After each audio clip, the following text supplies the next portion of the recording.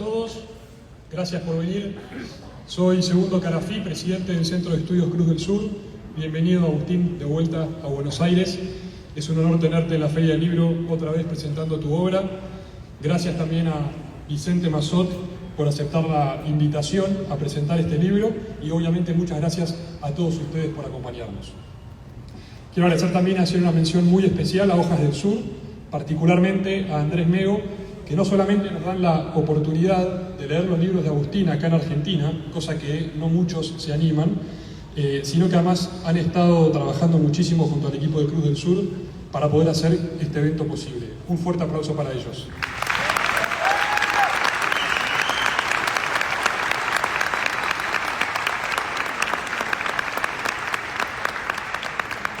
Agradecer también a la Feria del Libro por poner a disposición todo para que esta presentación sea un éxito. Muchas gracias a la Feria del Libro. Un aplauso.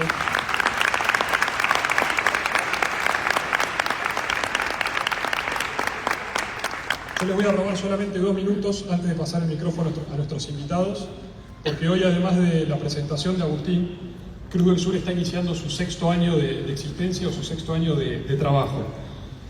Ustedes nos han acompañado en un montón de veces, en un montón de eventos, y si uno mira para atrás, hace 5 años, allá por 2018, en esta misma feria, con Agustín, frente a todo pronóstico, también llenábamos un salón como este, hacíamos nuestra primera presentación en público, y ahí todos, yo creo que en parte también Agustín y Nicolás, que estaban ese día, nos dimos cuenta de la capacidad que se tenía de hacer grandes cosas y nos animábamos a salir un poco de estar entre nosotros y empezar a contar y a decir las cosas que decíamos. Esas grandes cosas fueron 5 años de trabajo de un pequeño grupo de jóvenes, y cuando digo jóvenes en serio, ustedes los han visto organizando acá, chicos de 24, 25, 26 años o menos, que además de cumplir con todas sus obligaciones, sus estudios y trabajos, dedican horas y horas en la semana pensando de qué manera podemos seguir formándonos y seguir formando jóvenes para que defiendan valores trascendentales y fundantes de nuestra nación, como lo son Dios, la patria y la familia. Bien.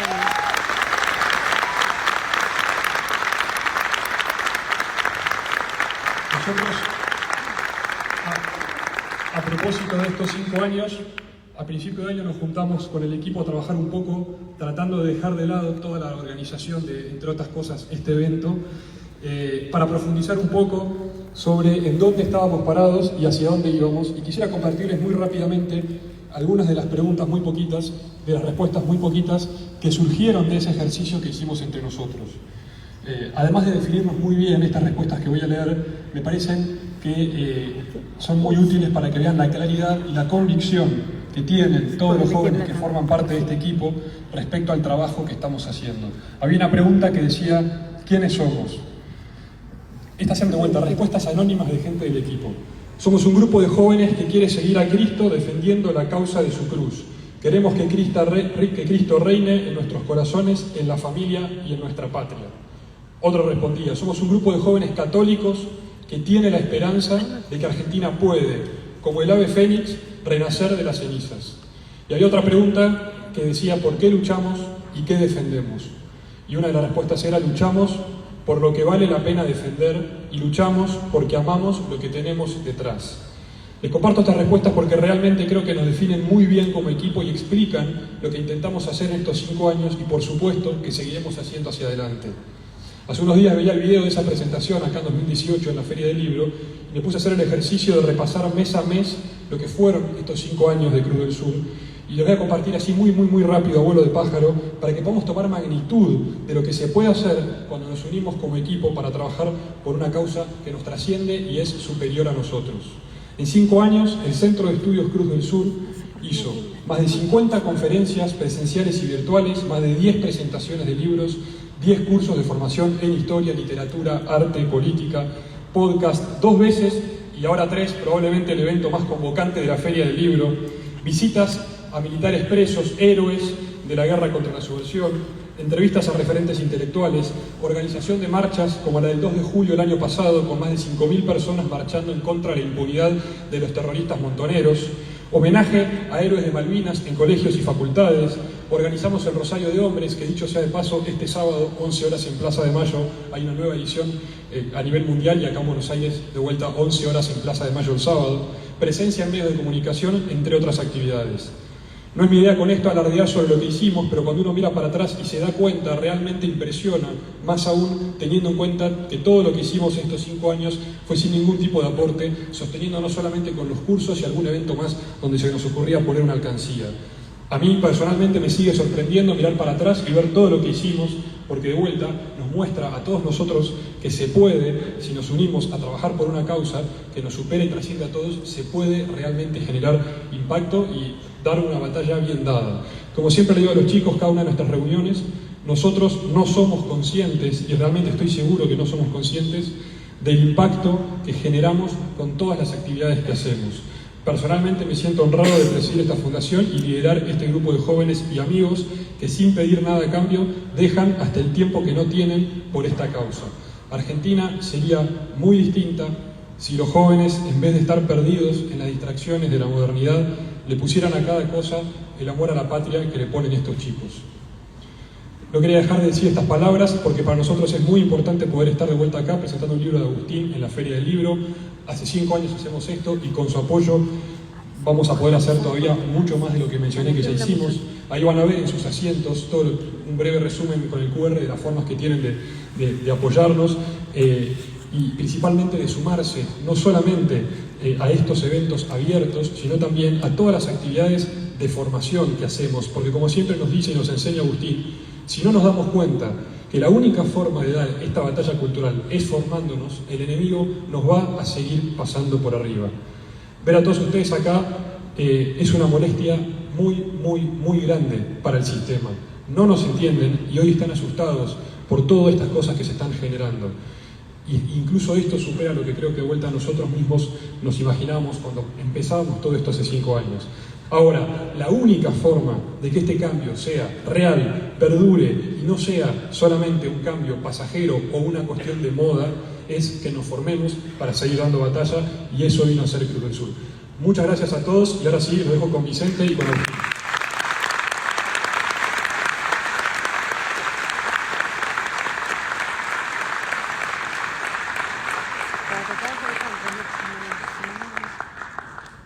Buenas noches a todos.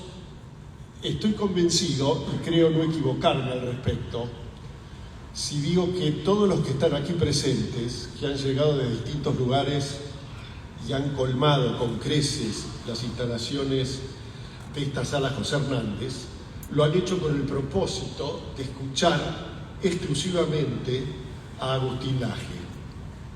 Está bien que así sea, es enteramente lógico. Eso no me deja a mí, que soy el presentador, en el papel del florero pasivo, pero lo que sí supone es que hay que distinguir con cuidado y asumir que hay una diferencia entre el actor protagónico y el actor de reparto. Cada uno tiene su importancia, a condición de que cada uno sepa cuál es esa importancia. Eso me obliga, para honrar el compromiso que contraje cuando Agustín tuvo la enorme deferencia intelectual de invitarme a que yo presente su libro, me obliga, decía, a hacer una serie de reflexiones con arreglo a 2 exigencias. Por un lado, la brevedad. No crean que le voy a pasar a Agustín este micrófono en 3 o 4 minutos. Ni que voy a hacer la presentación en clave telegráfica, nada de eso.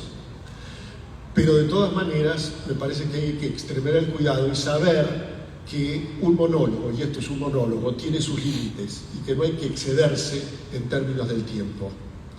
La segunda exigencia creo que es más importante aún, y es evitar la tentación tan común de que el presentador aproveche, a veces inconscientemente, yo diría las más de las veces inconscientemente, la oportunidad que le dan para exponer no las ideas del autor del libro, sino sus propias ideas. Dicho esto, ¿de qué trata el libro? Me parece que el texto de Agustín tiene 2 características, no digo que sean las más importantes, pero las que saltan a la vista. Es un libro sugerente y al mismo tiempo es un libro beligerante. Y la sugestividad y la beligerancia en este caso son facetas que se explican y complementan mutuamente. Sería imposible de abordar este texto si no se tuviesen en cuenta las dos cosas. ¿Por qué sugerente? Tengo para mí, y creo no equivocarme, pero por supuesto queda abierto a debate, que un libro es interesante en la medida en que el lector inicia un diálogo tácito con el autor y las preguntas que le hace mientras va leyendo trata de encontrar las respuestas entre líneas. ¿Qué quiere decir con esto? Si un libro no suscita interés, si no genera incógnitas, si no genera preguntas, sirve de poco. Este es un libro sugerente. ¿Por qué? Porque nos obliga a pensar cuestiones que vienen de antes desde una perspectiva novedosa y sobre todo a partir de una categoría absolutamente novedosa, la de la generación idiota.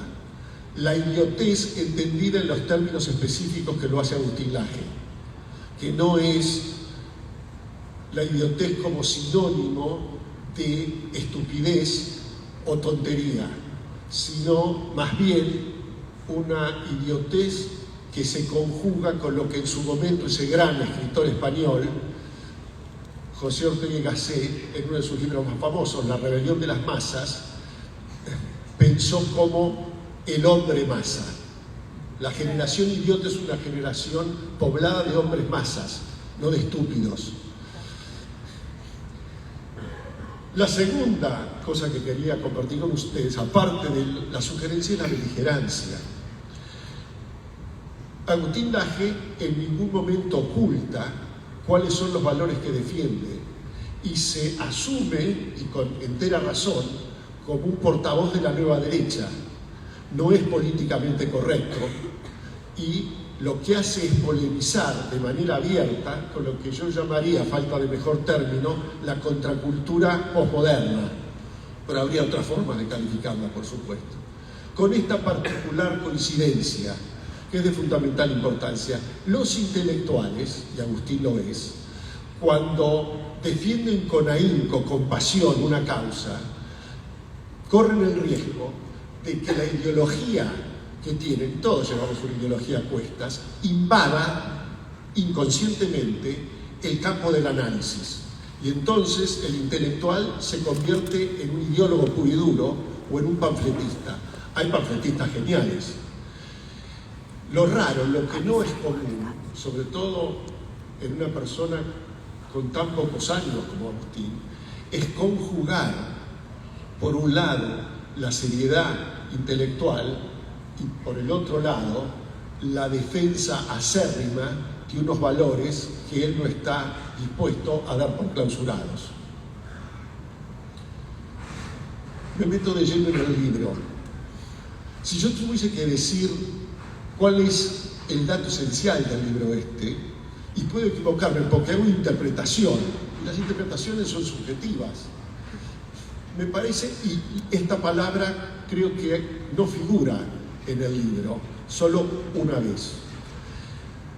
Agustín me parece que lo que nos habla es de una revolución absolutamente inédita, empezando por el hecho, y lo cito casi textualmente, donde dice que la generación idiota no es revolucionaria, porque no tiene un proyecto a futuro, y el que no tiene un proyecto a futuro, la verdad es que es muy difícil imaginarlo como un revolucionario. Pero ¿por qué digo que es inédita? Porque a poco de entender en qué cree esta generación idiota, qué es lo que asume como válido, qué es lo que siente, porque la sensación es mucho más importante que la identidad, uno llega a la conclusión de que, a pesar de su voluntad, como consecuencia no querida, y esto es lo que es absolutamente inédito, me parece que es una generación revolucionaria, no porque quiera ser revolucionaria, sino porque a pesar de sí lo es en función de los valores que pone en tela de juicio. Hay que hacer un esfuerzo para sacarnos de la cabeza el estereotipo o el arquetipo de la revolución tal como llega procesado intelectualmente a nosotros. Uno piensa la revolución de ordinario y la asocia a la toma de la Bastilla o del Palacio de Invierno zarista o la marcha sobre Roma que conduce el Duce con sus camisas negras. Y además, obviamente, está imantada la revolución con la trinchera, la sangre, la violencia, las muertes, nada de esto.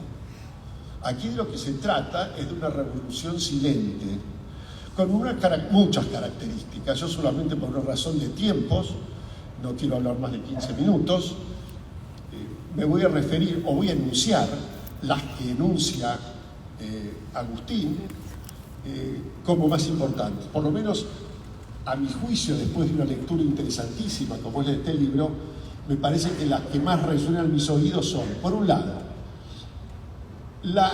no la recusación tanto del pasado como el olvido del pasado. El pasado es una cosa sin demasiado valor. Sí, es malo, pero es malo porque no sirve. El iluminismo del siglo XVIII, cuando se propone como el nuevo paradigma intelectual, lo que dice es, con nosotros, permítanme la figura verbal si ustedes quieren, con el iluminismo llega la razón, llega el progreso, a expensas de las tinieblas medievales, de las tinieblas del pasado. Es un pasado que hay que terminar, lo que decía Voltaire, écraser l'infame, aplastar al infame por la Iglesia Católica. Ahí había una voluntad específica de separar una cosa perversa de una cosa virtuosa. La generación idiota no hace una recusación del pasado, según lo que entiendo que dice Agustín, de esa manera. Pero en el hecho de olvidarlo, de dejarlo como un trasto viejo, se olvida lo que el pasado tiene de importante. Y Agustín lo puntualiza con precisión: la tradición, el conocimiento y la experiencia. Segundo, el papel relativo de la familia y la licuación del valor de los padres. Tercero, y es un poco la razón por la cual nuestro autor dice que no hay un proyecto revolucionario, es una generación que vive en el puro presente y de acuerdo con la moda. Ahora, de suyo, por definición, no hay nada más pasajero, nada más etéreo, nada más inconsistente, nada más líquido, para utilizar las categorías de ese célebre sociólogo polaco Bauman, nada más líquido que la moda. Atenerse una moda es atenerse casi una cosa que pasa como con el viento y no vuelve más. Y un cuarto dato que me parece relevante de esa revolución que yo llamo silente, pero no estoy poniendo esto en boca de Agustín, creo interpretarlo nada más, y quiero interpretarlo, la idea de que la sensación, ya lo dije antes, yo siento tal cosa, es mucho más importante de la identidad. No hay una roca firme, no hay valores permanentes, está lo pasajero. Yo siento que soy tal cosa o tal otra. Eso conforma, sin lugar a ninguna duda, o termina en algo muy paradójico. Si se acepta la idea de que es una revolución como consecuencia no querida, el presunto sujeto revolucionario, es decir, la generación idiota, es un sujeto pasivo. ¿Por qué? Porque la cabeza de esa generación la llenan pretextando libertad de expresión, transparencia informativa, y no estoy haciendo, y lo hace Agustín, una teoría conspirativa en un mundo digital que ha pasado de la dimensión alfanumérica en la que yo nací a la generación digital que entiendo poco. En este mundo básicamente informado por lo digital, los grandes medios y factores de poder claramente identificados con lo que yo llamaría la contracultura son los que informan y los que forman las mentes de esta generación idiota. Termino con una referencia personal que no tiene mucho que ver o nada que ver con el libro, con este texto magnífico que tienen que leer. Hace 15 años, poco más o menos, la precisión no importa, recibí de un gran amigo de Agustín, a quien Agustín llamó uno de sus maestros, y que además es un gran amigo mío, de un enorme valor por su testimonio, por su militancia, que es Nicolás Márquez, un llamado donde me decía que un joven cordobés quería publicar, o tenía intención de publicar, un artículo que había escrito sobre los años 70 del siglo pasado, en el diario que yo entonces dirigía de mi familia, La Nueva Provincia de Bahía Blanca. Le dije, por supuesto, a Nicolás que me iba a interesar muchísimo leerlo, y a poco de terminar me di cuenta que no solamente estaba muy bien escrito, sino además estaba muy bien pensado. Les mentiría si dijese que podía imaginar en mínima medida que ese chico que escribía en La Nueva Provincia, que escribió varios artículos más, se iba a convertir en este fenómeno que es Agustín Laje.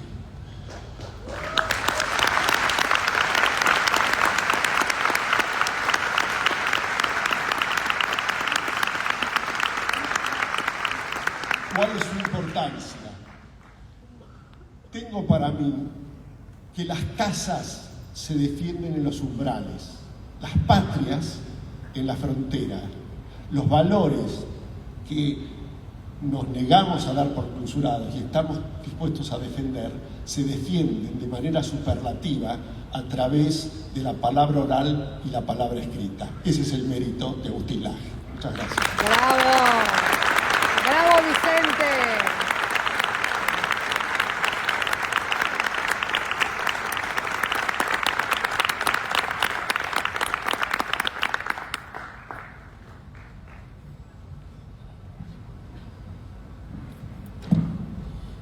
Bueno, muy buenas tardes a todos. Gracias por haber venido. ¡Bravo, Agus! ¡Agus! Gracias a Cruz del Sur por otra vez apoyarnos con la organización de este gran evento.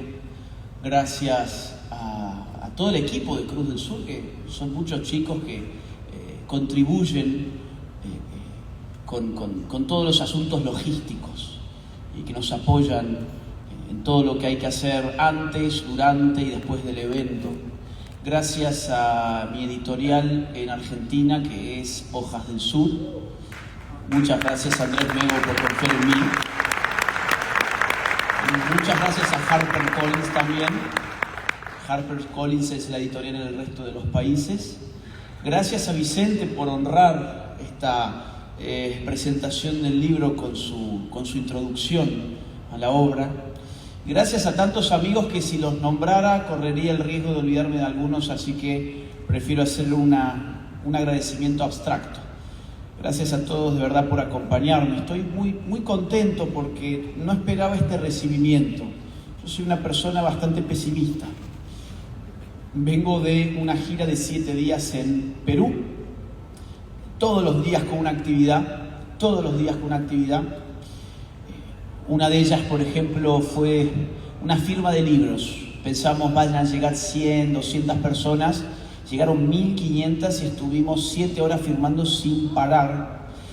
Se dieron muchas conferencias en Perú, de ahí pasé a Bogotá. Fuimos en Bogotá el evento más grande de toda la Feria del Libro con 3000 personas. Tuvieron que poner carpas con pantallas gigantes afuera, fue un evento histórico. Y yo decía, bueno, ¿y qué va a pasar en mi tierra? Y les cuento un secreto, en verdad este salón estaba cerrado a la mitad con una cortina, porque yo había pedido, yo dije, mira, mis expectativas es más o menos 500 personas podrían venir hoy. Y la cortina se tuvo que abrir porque ni siquiera nos alcanzan las 1000 sillas que tenemos para que termine de entrar la gente. Así que muchas gracias por haber venido.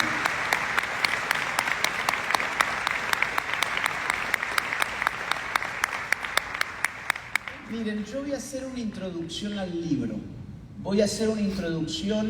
Voy a tratar de concentrarme en 3 categorías que creo que si uno las tiene presentes puede lograr un buen acceso al libro. Y esas 3 categorías están en el propio título y subtítulo del libro. El título del libro es Generación Idiota. El subtítulo es Una crítica al adolescentrismo. ¿Cómo miro yo el libro? Como un libro de crítica radical a la cultura contemporánea y a la cosa política del siglo XXI. Ahora, un buen acceso al libro pasa por desmenuzar un poco los conceptos que, insisto, están explícitos en la propia tapa del libro. Y voy a empezar diciendo que el título es un poquito engañoso. Es un poco engañoso porque con generación no quiero referirme específicamente a una generación. De hecho, había mucha gente que decía, pero ¿cómo? Este es un libro contra los jóvenes. Bueno, no dice juventud idiota, dice generación idiota. Generación está pensado en términos de la desdiferenciación generacional, ya voy a ir a ello. Y la palabra idiota, como anticipó Vicente, no está allí funcionando necesariamente como un insulto. Podríamos entonces asumir que le puse el título Generación Idiota para ver cuántos idiotas criticaban el libro sin haberlo leído. Y fueron bastantes. Ya hay bastantes.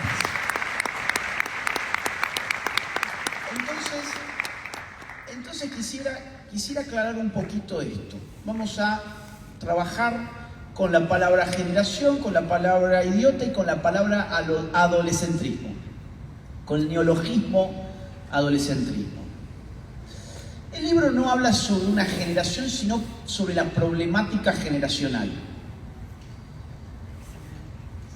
La premisa es que si en el campo de la sexualidad nuestra cultura está viviendo un momento transexual, y hay que entender por momento transexual una desdiferenciación de los sexos, donde la cultura premia la emasculación en el caso del hombre y la masculinización en el caso de la mujer, y así todos nuestros referentes culturales, sobre todo de las industrias culturales, varones deben mostrarse como mujeres, funcionando como mujeres. Por ejemplo, Bad Bunny es un caso muy conocido, donde el tipo, siendo por ejemplo heterosexual, debe en el escenario besarse con otro hombre para hacer tapa de una revista, donde debe salir al escenario disfrazado de mujer para ser considerado por los medios hegemónicos como el nuevo representante de una masculinidad no tóxica,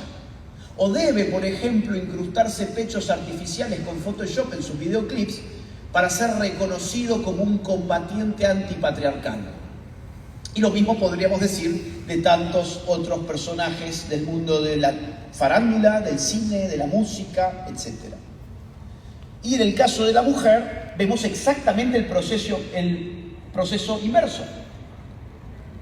Cuanto menos femenina la mujer, más destacada por los dispositivos culturales, más representa ese falso empoderamiento del cual nos han hablado en los últimos años. Las mujeres ya no lloran, las mujeres facturan, por ejemplo. Es un ejemplo en boga. Es un ejemplo en boga. Empoderarse es, por ejemplo, ejercer la violencia en el espacio público. Lanzar una bomba molotov contra una iglesia, atacar un edificio público, un comercio, una casa de familia, todo eso se convierte en un signo de empoderamiento, en este caso femenino. Hay una desdiferenciación entre los sexos, hay una especie de transexualismo cultural. Pero el libro no es sobre ideología de género, para eso estuvo el libro negro de la nueva izquierda. Si bien el tema va y viene constantemente porque es la marca de nuestros tiempos. El libro va sobre el problema generacional. Y así como en el dominio de lo sexual vivimos ese momento transexual que les estaba mencionando, en el dominio etario, en el problema de las edades, de las generaciones, vivimos un momento transgeneracional. Y en ese sentido el libro va a contrapelo de todo lo que se ha dicho al respecto en los últimos años, donde nos desesperamos por establecer categorías perfectamente delimitadas para separar a las generaciones con distintas letras o con nombres rimbombantes. La generación X, la generación Z, la generación de los baby boomers, la generación silenciosa, etc. No, el libro dice otra cosa. La idea es inversa, es cuidado, porque existen presiones culturales que provocan una desdiferenciación entre las generaciones. Y así vemos, por ejemplo, a adultos desesperados por parecer adolescentes. Y así vemos, a la inversa, niños que antes de tiempo viven una vida adolescente. Hay una especie de amontonamiento generacional en un estadio adolescéntrico de la cultura. Vemos adultos bailando por TikTok, vemos adultos que creen que sus hijos son sus gatos, sus perros, vemos a niños sometidos a un régimen sexual desde la más tierna infancia. Una obsesión por el sexo de los niños marca el sistema educativo occidental hoy, en el nombre de los derechos sexuales de los niños, que ya nos han explicado por fin de qué se trataba eso en España, por ejemplo. La ministra de Igualdad ya nos dijo perfectamente: el derecho sexual del niño es a tener relaciones sexuales con quien él quiera, porque el niño puede decidir con quién acostarse, y si decide con un adulto, pues entonces eso es una decisión legítima, corresponde a sus derechos en tanto que niño, en tanto que sujeto sexual. En Barcelona, en agosto del año pasado, se organizó un festival público en una localidad donde había juegos para menores, para niños. Niños a partir de 11 años ya podían ingresar en el juego. Uno de ellos consistía en colocar con la boca un condón en un plátano, untarlo con miel y lamerlo, por ejemplo. Otro de los juegos consistía en colocarse un almohadón entre dos niños al medio y practicar poses del Kama Sutra, y el primero que se le cayera el almohadón perdía. Este tipo de insistencia sexual para con los niños les priva, evidentemente, de una infancia. Los queremos adolescentes hipersexualizados antes de tiempo. Y con el mundo adulto pasa exactamente lo opuesto. No queremos que asuman las responsabilidades del mundo adulto.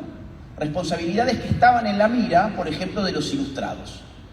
La idea de una libertad, una autonomía para el ilustrado, iba de acuerdo al ejercicio de la razón. Hoy vincular libertad y razón es prácticamente imposible.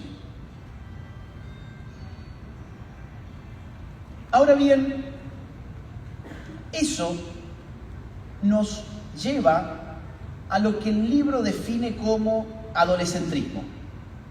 Ese momento transgeneracional de la cultura es un momento adolescéntrico. Y para entender esto hay que entender dos cosas. En primer lugar, yo me agarro de una distinción típica de la sociología que divide los grandes sistemas históricos en tres fases: los sistemas sociales modernos, las sociedades premodernas y las sociedades posmodernas. La premisa del libro es que cada tipo de sociedad le da primacía a un grupo etario determinado. Y si entendemos por modernidad aquel mundo que empieza a construirse más o menos a partir del siglo XVI-XVII y que tiene un momento de clímax en las revoluciones del XVIII, podemos entender entonces como mundo premoderno todo lo que está atrás del XVI, vamos a poner. Y por mundo posmoderno vamos a entender más o menos nuestra sociedad, desde la segunda mitad del siglo XX hasta nuestros días. Mantengamos esa división en mente. Tenemos un mundo premoderno, un mundo moderno, un mundo posmoderno. La gran pregunta es: ¿qué generación tiene primacía cultural en cada tipo de mundo, en cada tipo de sociedad? Pues el libro se arriesga a decir que el mundo premoderno es un mundo donde los ancianos tienen un gran rol social, político y cultural. La pregunta es ¿por qué? Y voy a dar ahora dos razones que creo que pueden servir para acceder a la obra. La obra tiene un montón de otras cosas, pero creo que estas dos razones pueden tratar de validar el punto. Una razón de tipo material y una razón de tipo espiritual. Las culturas premodernas se articulan a través de la tradición. Y la tradición supone la acumulación de la experiencia. La acumulación de la experiencia supone a su vez acumulación de tiempo. Por eso las canas, por eso los grupos de ancianos tienen una función reproductiva en lo cultural. Son los encargados de transmitir la tradición en la medida en que son los que la conocen, y la conocen porque han vivido lo suficiente como para conocerla. Acumular tiempo es acumular experiencia. Acumular experiencia es conocer la tradición es comunicarla. Por eso, por ejemplo, hay una cita de uno de los libros de Vicente sobre Esparta. Hay muchos ejemplos en el libro, pero Esparta tenía instituciones políticas donde solamente ingresaban los ancianos. Esto es muy interesante, especialmente en una sociedad como la espartana, donde es un pueblo guerrero, dispuesto incluso a masacrar a los niños deficientes porque no pueden hacer la guerra. Pero los ancianos tampoco pueden hacer la guerra. ¿Por qué los mantenemos a los ancianos? Porque son la voz de la tradición. Podemos verlo en la Grecia antigua de Platón, el filósofo rey tiene que tener más de 50 años. Podemos verlo en Aristóteles, la ética para los jóvenes, la política, libro posterior a la ética, para aquellos que han pasado determinada edad, 50 años generalmente. De hecho, Aristóteles dice, los jóvenes no pueden ser por definición prudentes. ¿Por qué? Porque la prudencia se logra con la experiencia, y no tienen experiencia. Podemos verlo en San Agustín, en Santo Tomás. Santo Tomás, por ejemplo, va a afirmar que la metafísica debe estar reservada para mayores de 50 años también, la filosofía primera. Hay una especie de deferencia por el viejo, porque el viejo tiene funciones socioculturales muy bien definidas. El mago, el hechicero, el político, el filósofo, el patriarca, en un sentido estricto. Pero además de esa explicación espiritual, por decirlo de alguna forma, hay una explicación material. Y es que el mundo premoderno tiene como soporte material de la cultura no es un fantasma que está en el aire, no es una cosa que pueda prescindir de la materia. La cultura precisa de un soporte material. Y el soporte material de la cultura es la voz, en un mundo premoderno. Y debemos escuchar la voz de la sabiduría, la voz de la experiencia. Todo eso empieza a resquebrajarse en un mundo moderno, donde la experiencia que le da forma a la tradición o que se reconoce a sí misma en la tradición, ya no va a importar en la medida en que el etos moderno se trata precisamente de construir algo nuevo. La misión de la modernidad consiste en desligarse precisamente de la tradición. Por lo tanto, ese viejo que ha acumulado experiencia y que es la voz de la tradición, no tiene lugar en el mundo moderno. Cometeríamos un error si pensáramos entonces que el sujeto de la modernidad es el niño. Tampoco es el niño, porque el niño carece de autonomía, el niño no puede crear nada. El niño no puede crear el mundo venidero. El niño no puede establecer el mundo a través de su razón porque carece de ella. ¿Quién es entonces el sujeto del mundo moderno? El adulto. Hemos pasado del viejo a una sociedad moderna donde el sujeto es el adulto. Esto se ve muy bien, por ejemplo, en qué es la ilustración de Kant. ¿Qué es la ilustración? Es la adquisición de la mayoría de edad, pero no de una mayoría de edad cronológica, sino de una mayoría de edad moral. Darse la propia norma conforme al ejercicio y a las reglas de la razón y hacerse responsable de la acción. Además, en el mundo moderno, el soporte de la cultura ya no será la voz. En el mundo moderno, el soporte de la cultura será los libros. La imprenta es del 16. No se pueden explicar las revoluciones del 18 sin pensar en la imprenta. Guerras de panfletos, opúsculos, libros, folletos, periódicos. Están en el centro de los cambios políticos y culturales de un mundo moderno, dominado ciertamente por el mayor de edad, por el adulto. La gran pregunta en ese sentido es, ¿y cuál es el sujeto de nuestra posmodernidad? Tenemos en un mundo premoderno la voz del viejo. Tenemos en el mundo moderno la razón del adulto. ¿Qué tenemos en el mundo posmoderno? ¿Cuál es el soporte material de la cultura en un mundo posmoderno? En el mundo premoderno la voz, en el mundo moderno el libro, en el mundo posmoderno, ¿cuál es el soporte material de la cultura? ¿Dónde se produce y se reproduce la cultura? En las redes sociales. ¿Y quiénes son los que mejor utilizan las redes sociales? Los adolescentes. De hecho, ellos la han creado. Mark Zuckerberg tenía 19 años cuando ideó Facebook. Y en el preciso momento en el que una red social pierde el apoyo del mundo adolescente, esa red social se viene abajo.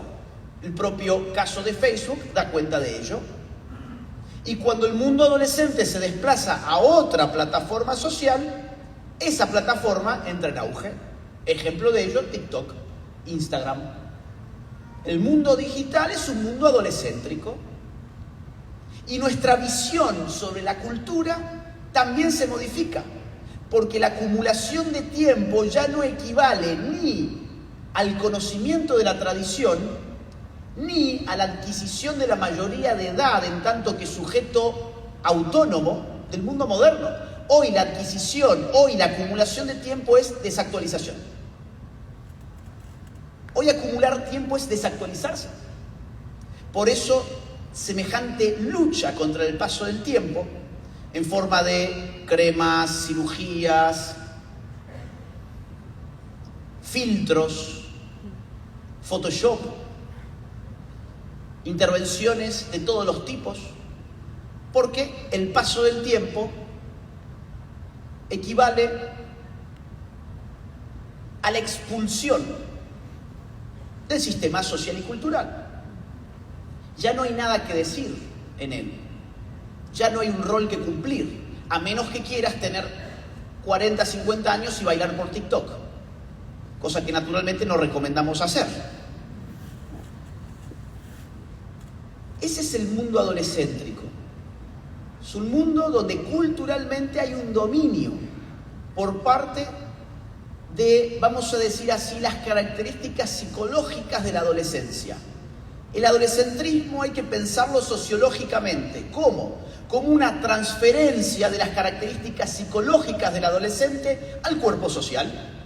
¿Qué tipo de rasgos psicológicos? Voy a mencionar dos nomás aquí. En primer lugar, la identidad. Ya algo adelantaba Vicente.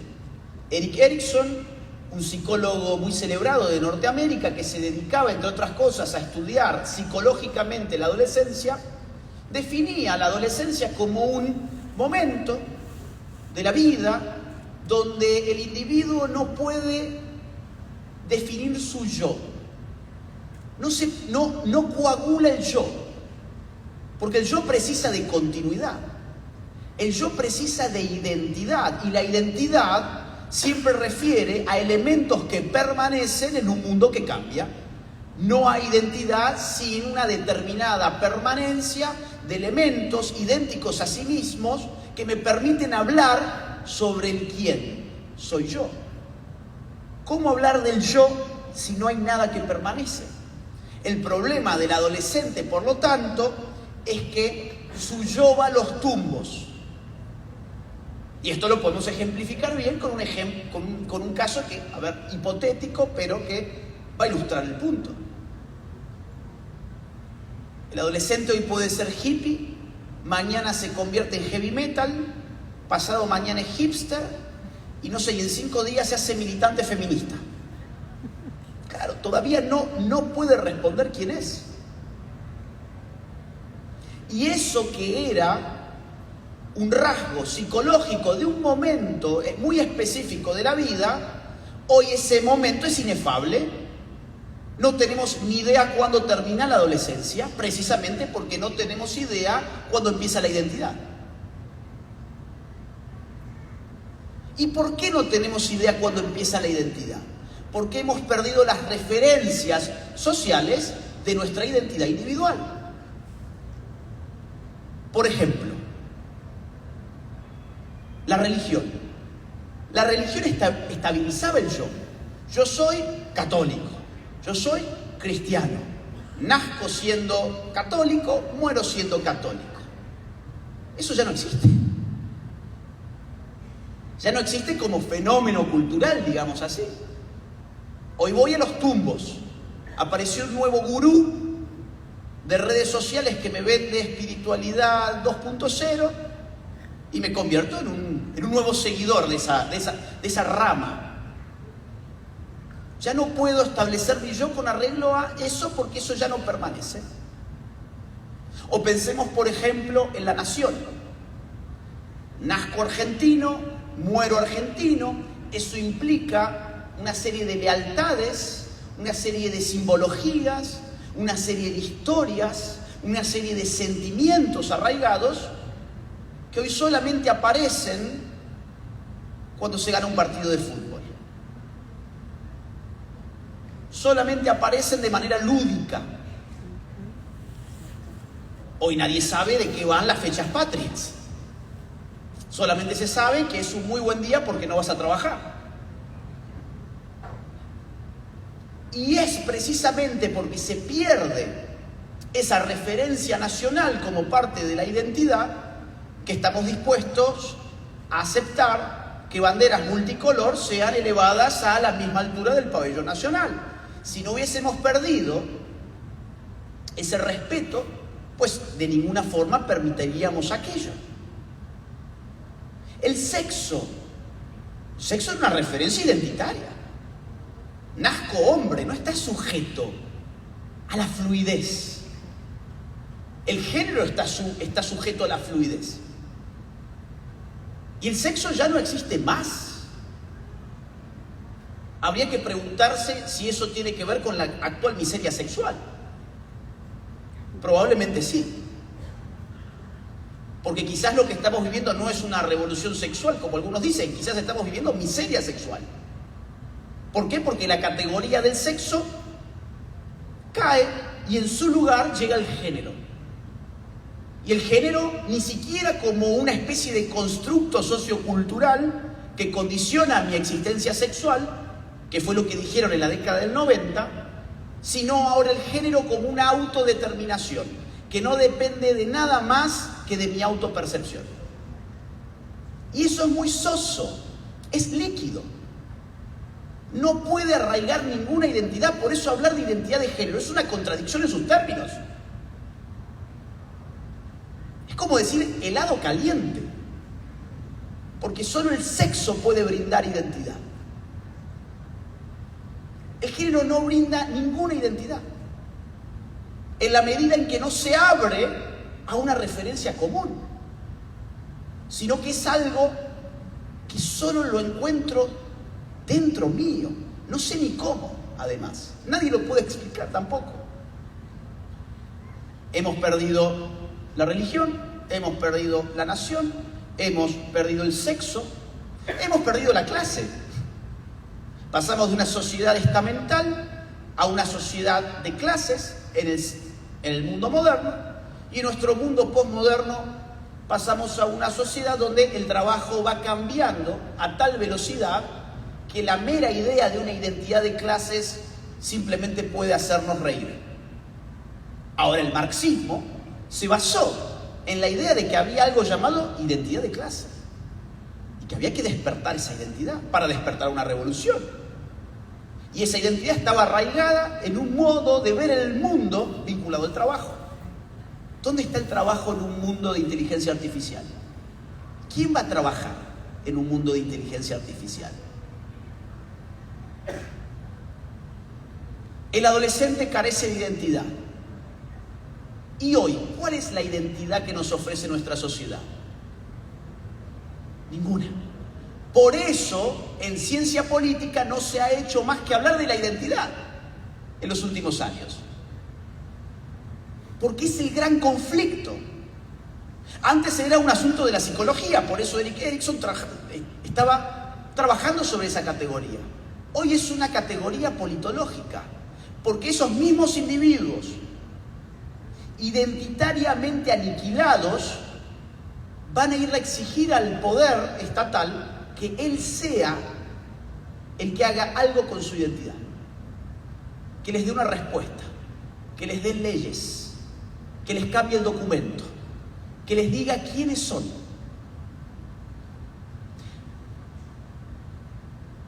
Segundo ejemplo, el sentido. El adolescente tiene un grave problema de sentido. Si entendemos el sentido como una narrativa coherente que logra articular biográficamente el pasado de un individuo con su presente y su presente con proyecciones de futuro en torno a determinados valores. Mi vida adquiere sentido cuando miro hacia atrás y la puedo narrar coherentemente y puedo dar cuenta de ciertos valores. Y cuando a su vez puedo mirar hacia adelante y decir, hacia allá estoy yendo. El adolescente, ¿por qué no lo puede hacer? Porque su pasado es una amenaza. El adolescente está amenazado por el pasado porque su pasado es su niñez. Y el adolescente está muy ansioso por el hecho de que todavía en cierta medida lo consideran un niño, porque no llega a ser adulto. Por eso habrán visto ustedes cómo se ponen los adolescentes cuando se les muestra una foto de ellos siendo niños. No les gusta verse niños. A nosotros, a su vez, no nos gusta nuestra historia.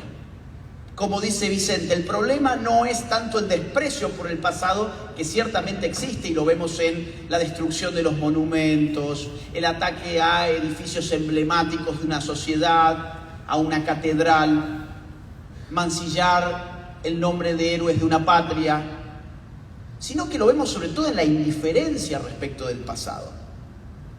No queremos saber del pasado porque eso ya no tiene conexión con nuestro presente. ¿Y qué pasa con el futuro? El adolescente es adolescente en la medida en que todavía no desarrolla un plan. Todavía no sabe qué va a estudiar, no sabe de qué va a trabajar, no sabe con quién se va a casar, no sabe nada, el futuro le está clausurado. Simplemente tiene que vivir en un presente absoluto. ¿Y cuál es el futuro que nos ofrece nuestra cultura hoy? En un plano social, quiero decir, ya no psicológico. ¿Cuál es el futuro? ¿Qué nos vende la cultura sobre el futuro? Apocalipsis. Apocalipsis nuclear, apocalipsis pandémicos, apocalipsis climáticos. Por lo tanto, hay que vivir en un presente absoluto. Carpe diem, se tatúan muchos. Eso es el adolescentrismo. Es una transferencia de características que se tenían por psicológicas y que ahora son rasgos sociológicos del cuerpo social, que determinan la forma de la cultura o de la contracultura, como Vicente la nombraba. Y en cierta forma es una anticultura, porque por definición la cultura precisa de tiempo, y lo que no hay es tiempo. Ahora me queda una palabra por desarrollar, que es la del idiota. La palabra idiota tiene un significado, tiene una etimología, digamos así, bastante profunda. Se la puede rastrear hasta la antigua Grecia. Vemos aparecer al idiota, o que también Platón lo llama el anoetos, el tonto. Vemos aparecer el idiota como aquel que está ensimismado, como aquel que, pudiendo participar en la polis, decide no hacerlo. ¿Por qué? Porque no puede salirse de sí mismo. ¿Por qué semejante destrato para el hombre privado? Idios es lo propio. Es una raíz griega que significa lo propio. ¿Por qué tanto destrato para con el hombre privado en la antigua Grecia? Muy simple, porque el sentido de la libertad en un mundo antiguo, en un mundo griego antiguo, es político. Hay libertad donde el hombre puede discutir de política con sus iguales, en el espacio público, en el ágora. Y este hombre que puede hacerlo, pues no lo hace, es un idiota. Nuestra modernidad nos ha dado un concepto de libertad bastante distinto. A nosotros nos han dicho, hay libertad allí donde no hay política. Para el mundo antiguo era exactamente al revés. Hay libertad donde hay política. De hecho, el esclavo debía trabajar para que el hombre libre pudiera ser liberado de la necesidad y así poder concurrir a discutir de política con sus semejantes. Aristóteles lo explica muy bien en el libro 1 de La Política. Y algo de razón tenían, porque si es cierto que somos animales sociales, pues también es cierto que hay que ordenar a la sociedad. Y si hay que ordenar a la sociedad, pues alguien debe hacerlo. Y aquel que no participa de política, no por ello está menos sujeto a las normas que se establecen en una comunidad política. Y es un idiota si no va a tratar de que su voz sea escuchada en el espacio público, porque esas normas son imperativas.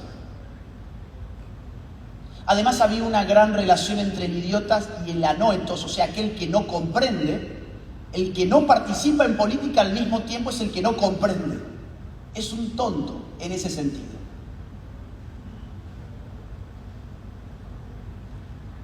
La gran pregunta del libro es, ¿dónde está hoy el idiota?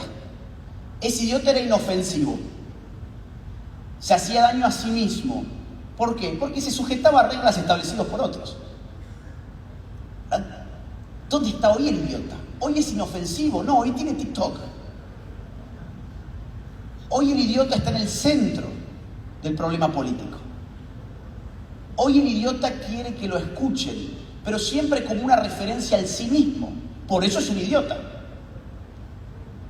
¿Y cómo reconocemos entonces al idiota? Yo voy a dar 4 pistas y con eso ya voy a cerrar. 4 pistas. Número 1, narcisismo victimista. El idiota es un narcisista, pero no cualquier narcisista. Es un narcisista que demanda que lo consideren una víctima. Hay una especie de carrera por ver quién es más víctima, porque ser víctima te garantiza la caricia del sistema político-cultural. El otro día veía, no sé si alguien lo habrá visto, una intervención de una parlamentaria en España donde interrumpe una sesión y dice, oigan, acá estamos sufriendo micromachismo porque el aire acondicionado está en 24 grados. No sé si lo vieron. Algunos sí, ¿no? El aire acondicionado está en 24 grados, esto es micromachista porque ese fue un estándar que se tomó en base a un hombre de 40 años de edad, de 70 kilos de peso, etc. Claro, ¿qué estaba demandando esta parlamentaria? Estaba demandando ser considerada víctima de algo. Ahora, ¿cuán privilegiado tenés que ser para que tu mayor problema sea que el aire acondicionado está en 24 grados? Generalmente la generación idiota es privilegiada y necesita buscar generar conflictos a menudo absurdos para creer que es víctima de algo. Segundo punto. La generación idiota tiene un grave problema para determinar racionalmente tanto fines como medios. Vamos a poner un ejemplo sobre los fines. Determinar racionalmente un fin tiene que ver con saber qué es lo que necesito ponerme como fin en función a los factores de la realidad. El otro día estaba viendo que en México se había celebrado una manifestación antiespecista. No sé si saben lo que es el antiespecismo. Es básicamente la acusación de que nuestra cultura, además de patriarcal, heteronormativa, misógina, machista, racista, homofóbica, transfóbica, también es especista. Y el especismo sería darle mayor valor ontológico y moral al ser humano por encima de un pollo, por ejemplo. Decir que el ser humano vale más que un pollo es especismo. Y eso es injusto. Entonces veía todo un despliegue en México de jóvenes, idiotas, emulando animales como forma de luchar contra la ingesta de carne animal. En un país donde se mueren 3.700 mujeres por desnutrición todos los años. 3.700 mujeres se mueren por desnutrición, pero tu objetivo, tu fin, es que la gente no se coma un huevo. Sobra decir que la mayoría de ellos también portan pañuelos verdes. Está muy bien masacrar a tu hijo, pero no te vayas a comer el huevo de la gallina porque eso es especista. Ahora, la generación idiota también tiene problemas para determinar medios, de acuerdo a fines que pueden ser legítimos. Por ejemplo, la idea de incluir a las personas a través del lenguaje.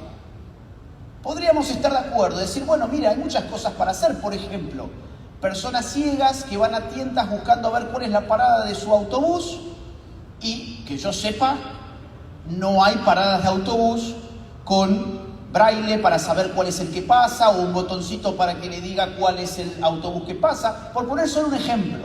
Más aún, si hablamos del lenguaje inclusivo y la idea es incluir a las personas con el lenguaje, podríamos en todo caso también expandir un poco más el problema y darnos cuenta que una sociedad que tiene cada vez menos palabras es una sociedad que cada vez piensa menos. Porque no se puede pensar sino con las palabras. La extensión de mi vocabulario marca los límites de mi pensamiento. Muy poquitas palabras, muy pocas posibilidades para pensar algo. Y cada vez hay menos palabras. Por lo tanto, podríamos decir, oigan, vamos a incluir a la gente con las palabras, vamos a hacer un gran esfuerzo para que, por ejemplo, los niños tengan buenas clases de lengua, de literatura, etc. Y a ver si podemos pasar las pruebas PISA, que por supuesto cada vez damos más asco. Ahora, no. Así no vas a incluir a nadie, tenés que cambiar la A y la O por la E. Y con eso vas a incluir, vas a salvar al mundo. Eso es un grave problema de idiotez. Ciertamente lo es. En tercer lugar, la generación idiota tiene terror por las dimensiones heterónomas de la vida. ¿Qué es lo heterónomo? Bueno, aquello que es contrario al autónomo, aquello que yo no he decidido, aquello que yo no he elegido. Y miren ustedes, la vida está llena de cosas muy importantes que no hemos elegido. Yo no elegí mi nombre, yo no elegí mi apellido, yo no elegí a mi papá, yo no elegí a mi mamá, yo no elegí a mis hermanos, yo no elegí nacer el 16 de enero de 1989, yo no elegí nacer en Argentina, yo no elegí mi bandera, yo no elegí mi himno, yo no elegí mi escarapela, yo no elegí mi lenguaje, mi idioma, yo no elegí nacer. Cosas muy importantes de nuestras vidas no son elegidas. Y el idiota cree que todo lo no elegido debe ser destruido. Por eso su vida es tan miserable. Porque no se da cuenta que la vida se trata en todo caso de aprender a valorar las herencias. Aquello que no necesariamente elegimos ni elegiremos, pero que pueden contener mucho valor. Y si no contienen valor, pues se pueden quizás algunas reformar. Pero para el idiota, como regla general, hay que destruir todo lo que él mismo no ha elegido. Por eso se desespera por destruir incluso su propio sexo. Y en cuarto lugar, reconocemos al idiota en esa voluntad de vivir en un mundo posverdadero. El idiota hace desaparecer el ideal de la verdad. En el año 2017, la Universidad de Oxford, en su diccionario anual, coronó como palabra de año posverdad. Y los medios dijeron, bueno, la posverdad es la multiplicación de las mentiras y de las fake news. No, mentiras han habido siempre, y que en todo caso se hayan acelerado las mentiras no es suficiente como para que eso nos dé el neologismo posverdad. La posverdad, ante todo, es la indiferencia radical sobre la distinción de la verdad y la mentira. ¿Qué es una posverdad? Es que no me importe a mí la diferencia que existe entre una verdad y una mentira. Es que yo me pueda desatender de esa diferencia. Es que yo me pueda desatender de la verdad como un ideal a conseguir. ¿Y qué reemplaza el dispositivo de la verdad? El dispositivo del sentimiento. Ahora no se trata de alcanzar la verdad, sino que se trata de respetar determinados sentimientos de minorías muy bien escogidas, que son funcionales a una agenda globalista. Entonces, hoy en una universidad no se puede decir ciertas cosas porque esas ciertas cosas pueden herir sentimientos. Y uno puede preguntarse, ¿pero la universidad no estaba para tratar de alcanzar alguna verdad? ¿O es el sentimiento algo que nos va a empujar a decir la mentira, a decir una mentira? Y es que el sentimiento no admite las categorías de la verdad y la mentira. Yo no tengo ninguna posibilidad de saber qué están sintiendo ustedes ahora. Más aún, si ustedes me dijeran qué están sintiendo, yo no tengo ninguna posibilidad de verificarlo. Porque el sentimiento no admite la diferencia entre la verdad y la mentira. El sentimiento simplemente es, funciona en otro plano. Una sociedad no se puede articular por sentimientos. No podemos ordenar la convivencia en base a sentimientos, porque además los sentimientos son contrarios. Son líquidos, además. Y ese es el gran drama de nuestro tiempo. Por eso es tan difícil el debate. Por eso es tan difícil el diálogo, porque ya no hay en el horizonte ninguna verdad. Y la verdad ha sido idiotizada en la medida en que pensamos que está dentro nuestro. La verdad está dentro mío. No, la verdad implica la idea de que hay algo fuera de mí. Hay algo fuera de mí sobre lo que podemos discutir. Y solo discutiendo podemos acercarnos. A ver, la ciencia moderna se basa en esa lógica. Contrastar hipótesis, falsear, experimentar. ¿Para qué? Para refutarnos. Ahora, en una universidad no se pueden afirmar cosas evidentes como que un hombre tiene pene y una mujer tiene vagina, y autopercibirte de otro sexo no te convierte en nada más que una persona que se autopercibe de otro sexo, porque entonces vas a tener un problema disciplinario. Y a nivel...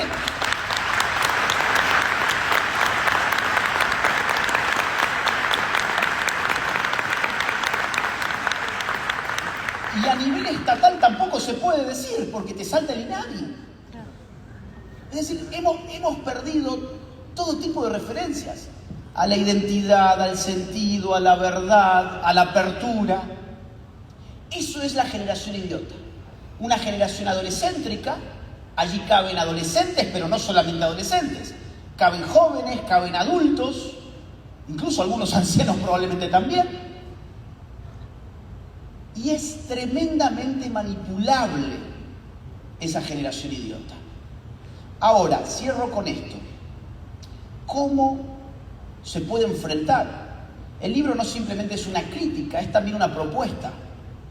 Hay una noción que a mí me ha gustado desarrollar en el libro, que es la noción de educación radical. Si buscamos la explicación del idiota en la etimología griega, podemos encontrar un principio de solución en la etimología de la palabra educar. Ex ducere. Ex afuera, ducere guiar, conducir. O sea, ¿qué es educar? Es ayudar a que alguien salga de sí mismo. ¿Y qué es ser un idiota? Es no poder salir de sí mismo. Entonces, ¿por dónde pasa la solución?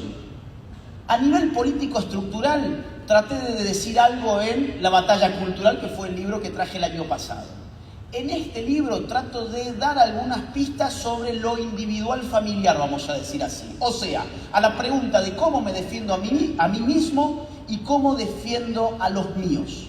Cómo defiendo a mi familia, cómo hago que mi familia vuelva a ser una escuela, un lugar de cultura, un lugar de crítica, un lugar de diálogo. Ya no más un hotel, sino una familia de verdad. Ya no una sociedad, una comunidad.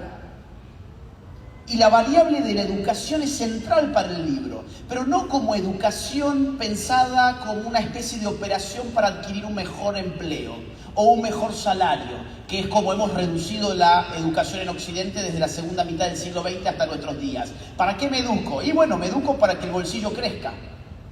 Hemos perdido de vista la profundidad de lo que significaba educarse desde Platón hasta el siglo XVIII-XIX. Educarse era operar sobre el alma, no sobre el bolsillo. Si logramos recuperar eso, nos vamos a dar cuenta qué importante es para el individuo y para su familia empezar a desarrollar la inteligencia en torno a otro tipo de disciplinas que no dan dinero. Saber de política sin ser politólogo, saber de historia sin ser historiador, saber de filosofía sin ser filósofo, hoy está al alcance de todos. Nunca fue tan fácil adquirir un libro como hoy, asistir a una conferencia, ver un curso. Nunca fue tan fácil y nunca lo hemos hecho tampoco. Y por ahí pasa el principio de solución. ¿Cómo desidiotizar a los propios? Generando en la familia una escuela de educación radical. Pero esa propuesta la podrán leer en el libro. Y espero que les interese el libro, que lo disfruten y que si lo disfrutan, lo difundan. Muchas gracias a todos por venir.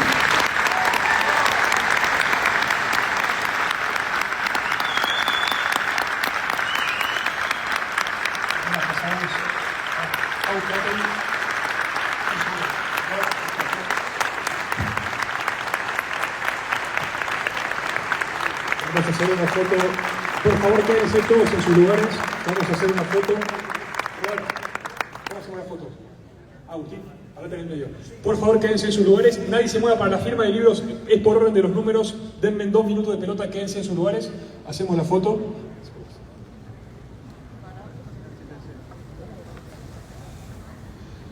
Mientras voy indicando.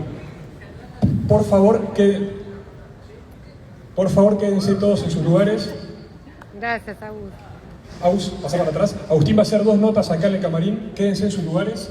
Vamos a ir llamando a la gente a 25 o 30 números, así que no tiene ningún sentido que se paren, dennos pelota. La fila la vamos a hacer acá abajo y Agustín ahora vamos a bajar los banners acá para hacer la firma. Los que no necesitan firma pueden ir saliendo. Los que necesitan firma y no tienen el libro, acá en la puerta lo están vendiendo. Y de vuelta, por favor, quédense en sus lugares y confíen en que todos van a llevarse la firma. Muchas gracias.